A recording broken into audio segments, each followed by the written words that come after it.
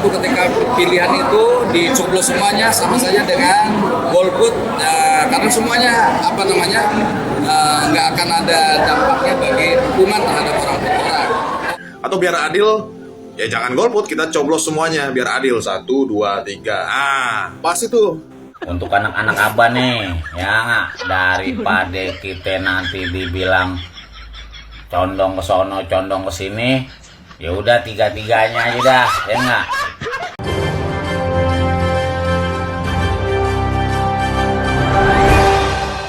Assalamualaikum warahmatullahi wabarakatuh. Nah, pergerakan coblos semua di Pilkada DKI Jakarta ini semakin menguat ya, kita dengar di sosial media maupun di tengah-tengah masyarakat Jakarta, sehingga ini membuat ketar-ketir paslon dari Ridwan Kamil Suswono maupun dari Pramono Rano dan juga dari Dharma Pongrekun ya. Karena dari mereka ini ingin merebut suara anak Abah di Pilkada DKI Jakarta. Kita tahu bahwa pendukung dari anak Abah atau Anies Baswedan, mereka sangat kecewa atas Anies Baswedan tidak bisa dicalonkan di DKI Jakarta. Nah, akibat kekecewaan tersebut sehingga anak Abah ini memutuskan ya untuk mencoblos semua pasangan di Pilkada DKI Jakarta. Akibat dari gerakan tersebut membuat pasangan-pasangan di Pilkada DKI Jakarta ini ketar-ketir dan panik sehingga melakukan manuver ingin bertemu dengan Anies Baswedan dengan tujuan supaya yaitu di mata pendukung Anies Baswedan bahwa Anies mengendos salah satu paslon. Nah, karena hal tersebut sehingga dari pendukung Anies Baswedan dengan lantang ya memberi peringatan kepada Anies Baswedan supaya tidak bertemu dengan salah satu paslon seperti Ridwan Kamil karena kekecewaan Anies Baswedan dijegal di Pilkada DKI Jakarta. Belum lagi histori jejak digital seperti Ridwan Kamil ya yang banyak menyinggung warga DKI Jakarta. Karena hal tersebut salah satu bakal calon wakil gubernur dari paslon Ridwan Kamil yaitu Suswono akhirnya angkat bicara. Begitu juga yaitu Presiden PKS Ahmad Syahiku angkat bicara mengatakan sebaiknya jangan golput. Kabar juga dari anak Anies Baswedan yang ini mengeluarkan gerakan tusuk 3 paslon. Ini karena kekecewaan karena Anies tidak maju sebagai calon gubernur seperti itu. Tanggapannya gimana, Pak? Ya, saya kira sih ini mungkin karena persoalan komunikasi saja yang belum terjalin ya. Karena bagaimanapun juga namanya satu kontestasi kan pakai ada aturan ya. Kalau ada aturan ya pasti pada akhirnya kan kita mengikuti aturan itu ya. PKS kan jauh-jauh hari sudah mendeklarasikan aman kan ya. Cuma ternyata nggak aman. Memilih dengan pilihan yang tepat ya, siapa yang akan diamanahi untuk menjadi kepala daerah atau wakil kepala daerahnya. Salah satu ketika pilihan itu dicoblos semuanya sama saja dengan golput, karena semuanya nggak akan ada dampaknya bagi hukuman terhadap orang per orang. Nah, akhirnya Anies Baswedan pun mengatakan bahwa gerakan coblos semua merupakan hak konstitusi dari warga DKI Jakarta karena mereka menyuarakan ekspresi mereka atas kekecewaan selama ini. Sosial beredar soal anak Abah coblos 3 paslon itu responnya tanggapannya apa? Sebenarnya semua adalah hak konstitusi. Jadi kita hormati, kita hargai setiap pilihan dan ini semua adalah ungkapan rasa, pikiran atas kondisi yang sekarang terjadi. Jadi kita hormati itu, kita hargai sebagai bagian dari kebebasan. Yang bahkan ada polling yang dibuat oleh Refli Harun Channel, di mana Refli Harun membuat polling untuk Pilgub DKI Jakarta. Ternyata hasilnya banyak memilih yaitu untuk coblos semua atau golput. Nah, ini parah nih.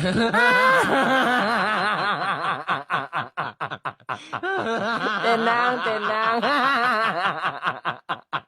Dan juga dari channel Suara Anda juga membuat polling, ternyata hasilnya sama dengan channel Refli Harun, lebih banyak memilih yaitu coblos semua atau golput. Nah, ini parah nih. Tenang, tenang. Nah, dari sini memperlihatkan bahwa benar adanya ada gerakan yaitu untuk coblos semua di Pilgub DKI Jakarta, dan ini semakin membuat ketar-ketir ketiga paslon tersebut, apalagi partai PKS yang selama ini yaitu yang diandalkan oleh pendukung Anies Baswedan, tetapi pada akhirnya bergabung bersama kolam koalisi yaitu Kim Plus. Tanggapi gerakan coblos 3 paslon, PKS ajak jangan golput. Oh gitu ya, jangan golput ya. Kalau saya maunya golput gimana Pak? Gimana? Hah? Atau biar adil, ya jangan golput, kita coblos semuanya biar adil. 1, 2, 3. Pas itu.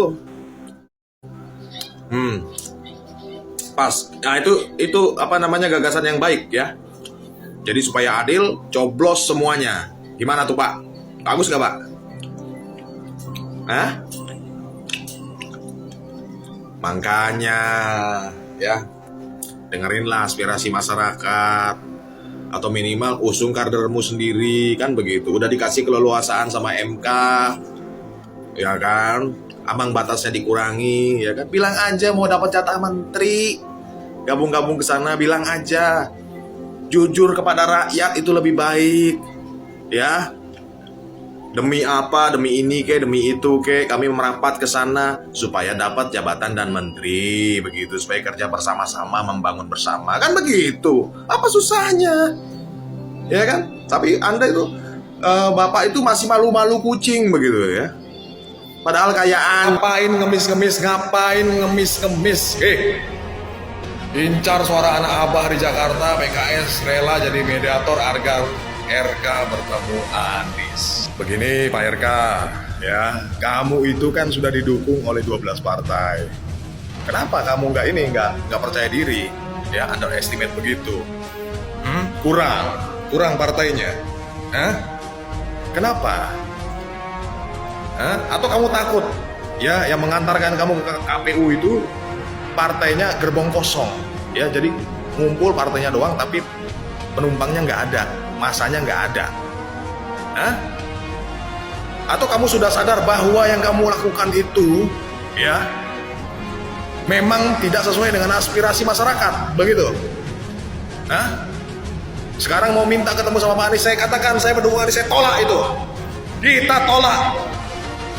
Kawan-kawan, kau kerja sendiri, ya, gunakan mesin partaimu yang 12 partai itu. Ya, enak bener ini. Ya, biar jadi pelajaran guys, biar jadi pelajaran. Jangan terjadi lagi borong-borong partai kayak begini. Ya, jadikan itu pelajaran. Ya, merdeka. Nih, gue kasih tahu ya. Untuk di Pilgub Jakarta biar adil nih. Karena semuanya gua kira Pak Anies pasti kenal, RK Pak Anies kenal, Rano Pak Anies kenal, Dharma pasti Pak Anies juga kenal. Untuk anak-anak abah nih, ya nggak, daripada kita nanti dibilang condong ke sono, condong ke sini, ya udah tiga-tiganya aja dah, ya nggak. Begitu ke TPS, biar tiga-tiganya adil, tiga-tiganya aja kita colok, enggak, biar kita dibilang netral, kan gitu. Ya nggak sih, boleh nggak sih, kira-kira boleh kayaknya deh ya. Gue mau nanya dah, boleh PKK sih colok tiga-tiganya, kan biar adil gitu loh ya. Gue nanya nih, bukan ngajakin orang ya. Kalau boleh lo komentar, kalau nggak boleh lo komentar, jadi gue juga paham ya. Oke. Assalamualaikum warahmatullahi wabarakatuh. Untuk ketiga paslon calon gubernur DKI Jakarta, jika Anda butuh suara anak abah di pilkada tahun ini, ingat, kalian harus mengingatkan pendukung-pendukung Anda untuk tidak mencaci maki, menghina, menghujat anak-anak abah. Kami tahu kalian bertiga membutuhkan suara anak abah. Jadi pendukung kalian nih yang di bawah di akar rumput masih saja menghina, mencaci anak Abah, sedangkan kalian butuh suara anak Abah. Ya kan? Saat ini anak Abah yang mengatakan mencoblos tiganya calon semakin menguat, semakin besar kekuatannya. Ingat ya. Halo, gue Ani, gue anak Abah. Ada yang berencana untuk bertemu dengan para mantan gubernur Jakarta. Cielah, ini banget ya. Permainannya emang smooth banget gitu loh. Bisa-bisanya pengen ketemu mantan-mantan gubernur Jakarta. Ya dimulai dari yang atas, makin ke bawah, makin ke bawah. Padahal kita tahu yang dituju itu siapa, ya kan? Begitulah Pak. Kalau memang elektabilitasnya nggak ada, aspirasinya tidak ada di Jakarta, udahlah, nggak usah memaksakan diri gitu loh, ya kan? Akhirnya segala cara ditempuh. Ini udah ketahuan ini, nanti paling yang dituju Ahok dan Anies, ya kan? Nanti pura-pura ketemu, wah kita akan melanjutkan, ya elah, kebijakan ini, kebijakan itu. Terus nanti selfie, terus kayak peluk-pelukan, salaman, terus kayak, ya apalagi Pak Anies ya, orangnya tuh hangat kan, orangnya kan ketawa apa segala macam. Terus nanti biar pendukung-pendukungnya ngira bahwa Pak Anies mendukung si bapak ini, ya kan? Udah ketahuan banget dah. Jadi kalau Ahok sih aku masih berpikir bahwa mungkin Ahok akan menolak, mungkin ya gitu loh. Mungkin Ahok akan menolak, dia kan orangnya rada tegas, keras gitu ya kalau Ahok ya. Tapi aku nggak tahu deh, mungkin bisa jadi diterima juga. Tapi kalau Pak Anies kayaknya kemungkinan besar bakal nerima deh. Karena Pak Anies tuh orangnya tuh ya itu, apa namanya, bermoral banget, nggak mau menjatuhkan orang lain, apa segala macam tuh. Pak Anies tuh orangnya seperti itu gitu loh. Jadi kalau aku sih, harapan aku ke Pak Anies, Pak, jangan Pak, karena kan banyak juga pendukung-pendukung Bapak yang nggak ngerti politik kayak begitu-begituan gitu loh. Nanti dikiranya Pak Anies peluk-pelukan apa segala macam, selfie-selfian. Oh Pak Anies tuh mendukung si Anu. Mendingan kalau menurut aku sih nggak usah Pak. Jagalah perasaan kita para pendukung Bapak.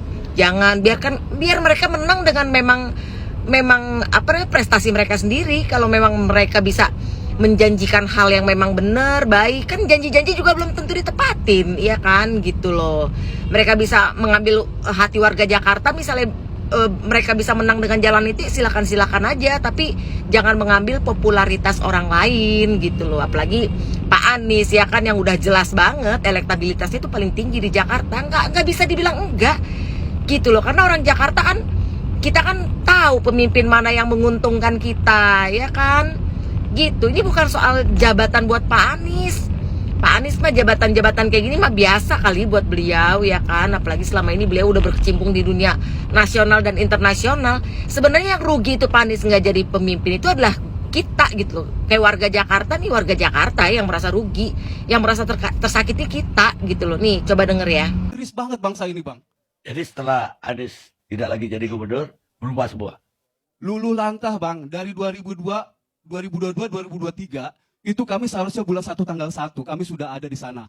Karena mosi kami tidak percaya kepada pemerintah yang melanjutkan Pak Anies, kami pikir itu timbullah Anies-Anies yang lain di Republik ini. Ternyata waduh, nista sekali bang, kami didampani sekarang. Diajarin miskin, diajarin berminta-minta kami. Bahkan KTP kami ini NIK-nya dimatikan bang, coba bayangin. Boleh dicek sekarang. Pak Anies sudah buatkan kebunnya, sudah buatkan rumahnya. Nah peradabannya bagus gak bang kalau misalkan dipercayai? Kalau Pak Anies mah boleh bangga saja, saya ngomel-ngomel dulu bang. Cuma tetap ngeliatin begitu ya kan. Nggak pernah dia marah-marah emosi. Dengan amalan bagus beliau dari pimpinannya ya kan. Kami disambangin. Maunya seperti apa Mas Burkon? Mau bagaimana? Ini alangkah indahnya bang, dialog begini. Rakyat jelata berupaya harapan dan impiannya menggantungkan peradabannya supaya baik kepada pemerintah. Pemerintahnya ngebebesin rakyat bang, coba bayangin. Nah ini yang miris bangsa ini, mau dikemanain? Setiap hari saya lihat WA berdebat tentang begini, begitu. Kenapa sih Jakarta ini tidak dikembalikan kepada pemimpin yang berpengalaman, yang berkualitas gitu? Jangan yang cuma dongeng doang. Ini bukan dunia dongeng ya kan gitu. Terus banyak cuap-cuap lah kenyataan. Ini baru satu kampung bayam bang. Harapan kampung-kampung lain semasa Pak Anies yang begitu cinta terhadap masyarakat rakyatnya. Coba, bukan Pak Anies yang sakit bang, kami. Boleh, kalau saya nggak malu di hadapan abang, nangis bang saya bang, sakit hati bang. Ini warga kampung Bayem gitu loh, yang mewakili warga Jakarta. gitu ya ceritanya. Oke, jadi udahlah, nggak usah pakai politik-politik kayak gituan, udah bikin prestasi aja. Mudah-mudahan Allah mengizinkan Anda jadi gubernur Jakarta, kalau enggak ya udah, nggak usah pakai popularitas orang. Oke, Assalamualaikum warahmatullahi wabarakatuh. Gue Ani, gue anak Abah. PKS tak dapat kotel efek dari Anies.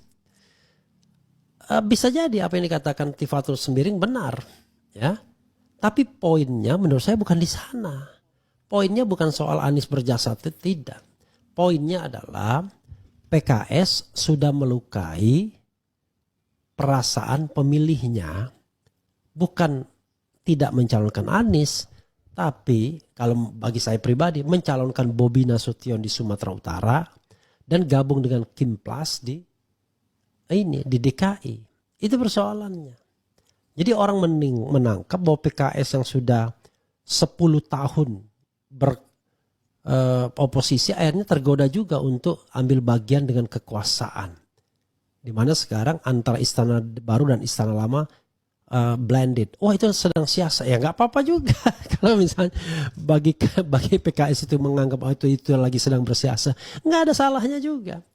Jadi semua orang itu melangkah dengan keyakinannya masing-masing. Karena itu kita hargai demokrasinya. Tapi final judgment-nya itu di pemilih nantinya. Dan kita juga bicara tentang moralitas. Ini partai dakwah, ya. Partai Keadilan Sejahtera PKS tidak mendapat kotel efek. Makin ditanggapi seperti ini, makin terlihat kan ada kerisauan di sana. Kalau saya pribadi, ya karena saya mengatasnamakan diri saya bukan bagian dari Anies Baswedan. I don't care Anies Baswedan, ya. Tetapi yang saya hiraukan adalah suara saya dan nasib demokrasi ke depan. Itu soalnya. Ya. Demokrasi yang dilandasi etika politik, yang dilandasi oleh perjuangan untuk menegakkan marwah konstitusi, menegakkan good governance, menegakkan clean government, memberantas korupsi, ya. Not about Anies. Bagi saya Anies itu hanyalah sebuah fenomena.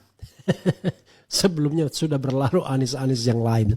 Tapi kita sedang bicara tentang bagaimana stay pada kesetiaan menegakkan tata kelola pemerintahan yang bersih.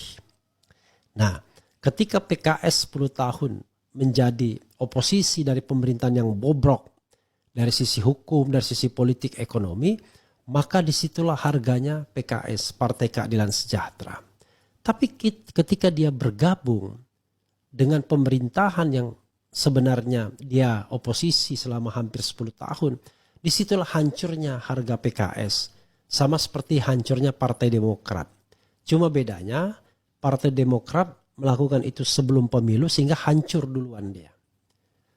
Kenapa Golkar tidak? Padahal Golkar ketua umumnya korupsi dan lain sebagainya. Itulah harga bagi partai yang memang berjalan di jalur idealisme.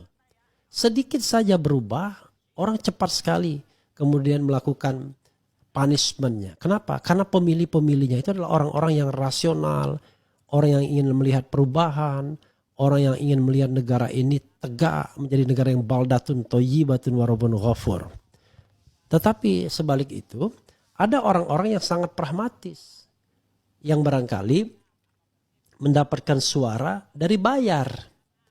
Jadi kalau misalnya PKS merasa tidak menikmati kotel efek, mungkin juga bukan perkara Anies juga. Tapi perkara yang terkait dengan berapa modal politik yang dikeluarkan masing-masing kader untuk mendapatkan kursi DPR. Kan itu juga menjadi soal. Jadi sama-sama mengusung Anies, tetapi PKB dan Nasdem lebih menikmati kotel efeknya. Bisa jadi karena modal yang digunakan lebih gede. Bohirnya lebih gede. Ya kan? Praktek-praktek money politiknya lebih besar. Jadi ada faktor lain juga sesungguhnya. Jadi tidak bisa kemudian kita masang satu toko lalu berharap akan mendapatkan kursi sebanyak-banyaknya. Toh Demokrat memasang SBY, memasang AHY, tidak lebih besar suaranya dari PKS yang katanya tidak menikmati kotel efek dari Anies. Tapi once again, it is not about Anies Baswedan kalau menurut saya. Jadi Anies kalaupun misalnya perannya tidak dia akui atau dinihilkan, enggak apa-apa juga kalau menurut saya. Dan tidak boleh marah juga Anies. Anggap saja, Nis, Anda tuh enggak ada apa-apanya buat PKS. Anda enggak banyak berjasa buat PKS. Sudah. Tapi bagi kami pemilih beda lagi cara melihatnya. Melihatnya adalah kita agak shock ketika PKS kemudian ikut sama-sama mencalonkan BN, sang menantu raja di Sumatera Utara. Wah, kok bisa begitu? Ada dua hal, ya. Dari sisi perjuangan untuk melawan oligarki dan dinasti sudah gagal. Dari sisi moralitas bermasalah. Karena sang menantu disebut-sebut dalam kasus tertentu. Ada istilahnya Blok Medan, ada ekspor ilegal nikel dan lain sebagainya. Tetapi peluang menangnya besar. Oke, take it kalau begitu. Artinya Anda hanya berpikir soal peluang menang. Ya sudah kalau begitu. Artinya jangan lagi bicara partai dakwah. Bilang aja kami partai pragmatis. Kami butuh menang. Kami butuh berkuasa. Karena hanya dengan berkuasa itulah kita bisa menuju masyarakat yang baldatun thayyibatun warabun ghafur. Kalau keyakinan seperti itu, ya kita tentu berbeda jalan. Karena kalau pemilih seperti saya mengatakan bahwa ya partai yang baik dengan cara yang baik pula. Walaupun kecil tapi lebih terhormat misalnya. Nah ini for it. Lalu bagaimana ada partai lain? Ya sama, artinya kan Anda masuk kolam yang sama. Kolam yang sudah diisi semua partai pragmatis itu. Masuk kolam yang sama. Jadi kita nggak bisa bicara sesama biskota saling menjalur. Kita bicara tentang tesis dan antitesis. Jadi kita berharap bahwa partai-partai yang ada di era reformasi, yang lahir setelah era reformasi adalah antitesis dari otoritarianisme Orde Baru. Tapi begitu dia wataknya sama dengan partai-partai yang menjadi antitesis, ya maka akan muncul sintesis. Artinya satu kolam itu sama semua. Nah nanti akan muncul karena dia sudah sintesis, jadi tesis lagi, muncul antitesisnya. Nah itulah roda kehidupan ya. Tanpa mengklaim bahwa siapa yang benar, siapa yang salah. Yang namanya penilaian itu tidak akan pernah berhenti. Dan yakinlah ya, kalau misalnya di jalannya benar, ya PKS tidak akan surut suaranya, tetap akan lebih baik. Karena faktanya kan tidak ada juga partai yang lebih baik dari PKS kalau menurut saya for the time being. Tapi kalau kita mengkritik itu karena kita pemilih. Dan mencintai PKS dan berharap PKS menjadi partai yang betul-betul menegakkan amar ma'ruf nahi mungkar sebagai partai dakwah. Begitu bro.